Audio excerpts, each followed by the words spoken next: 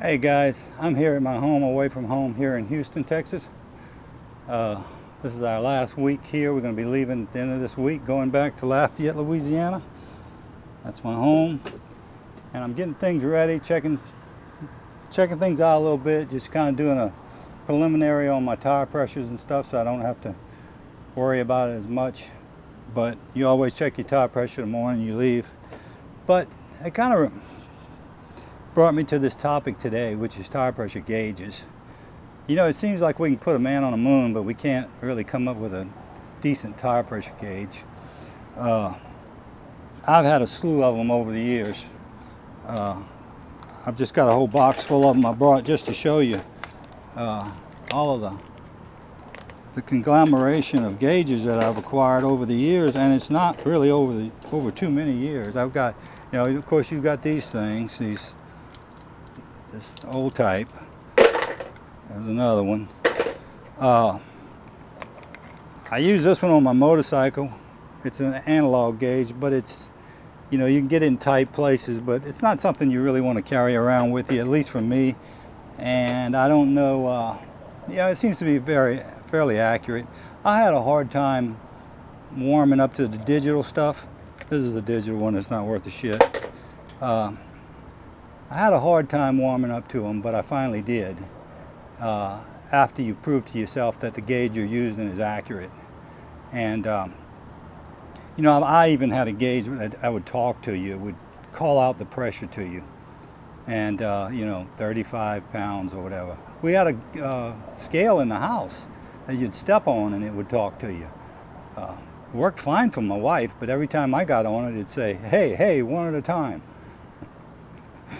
Okay, that's an old Rodney Dangerfield joke. But it's come down for me to two gauges. The Craftsman, and this is brand new right out of the package. In fact, the package is laying over there on the ground. It's a Michelin.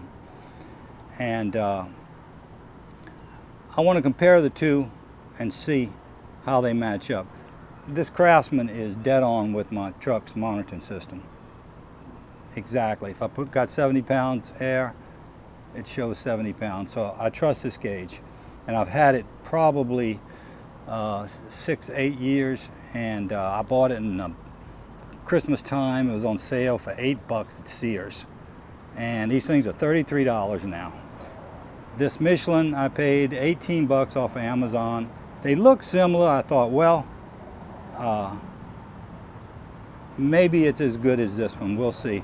But they both have this feature where you can set different pressures to, you know, if you want to set the pressure to different pressures for the front and the back. But I don't use that. I'm not interested in that because I got too many tires that I need to check to, you know, to have a set pressure on this thing. But what I like about these gauges, and whenever I look at a gauge, the very first thing it has to have to qualify for me is a little recess here where it will swallow over that Schrader valve. Otherwise, it lets out too much pressure. You actually can get yourself in a bind by, if you don't have an air compressor, by actually letting air out of the tire instead of checking the tire. So let's take a look at this and see how, take a look at these two. Let's take a look at these two and see how they compare pressure-wise, and see if this new Michelin is worthy of keeping. It's made in China. I don't know if they just copped off Michelin's name or what. It's got the package, it's got the Michelin on it, it's got the little Michelin guy right here and all of that. Looks like a pretty good quality gauge, or it looks like it may be made by these same people. And if it is, then I got a feeling it's going to be okay. But let's go ahead and check it and find out. Okay, so there's those beautiful Michelin Defender tires that I bought about 1,000 miles back from Sam's. Boy, are these good riding tires. I can't tell you how much I like these tires. Now these tires are a little bit more than 65 pounds. I'm carrying about 70 pounds in it. But let's go with my go-to gauge here, which is the old Craftsman. You see the way they fit on there? You can it'll actually hold itself on there. And that's what's good about it. You lose minimal pressure when you check them. If you're checking like a bicycle tire or a motorcycle tire, a small thin motorcycle tire, you might lose a half pound every time you check it. So it's critical that you don't let it bleed off a whole lot. So that's 68 pounds right there. 68 pounds. Let's do one more. Okay, it's consistent, 68 pounds. Now let's check the new Michelin, the new boy on the block. You see, same thing there. It holds itself on there, which is good. So it gives you a good center for an old man like me. 67 and a half. Not bad. They represent it as a half pound increment, so it's, you know, it's close. 67 and a half. It's a half pound lower than the Craftsman. That's the other Craftsman.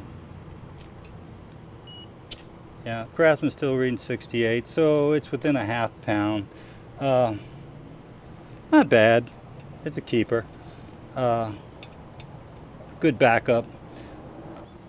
The thing you really got to watch about these trailer tires is, and these axles, these trailers are built so cheesy, and the axles are so close to the margin and the tires to the gross weight of the trailer, that if you don't carry the exact maximum pressure that tire will hold, you could get yourself in a bind.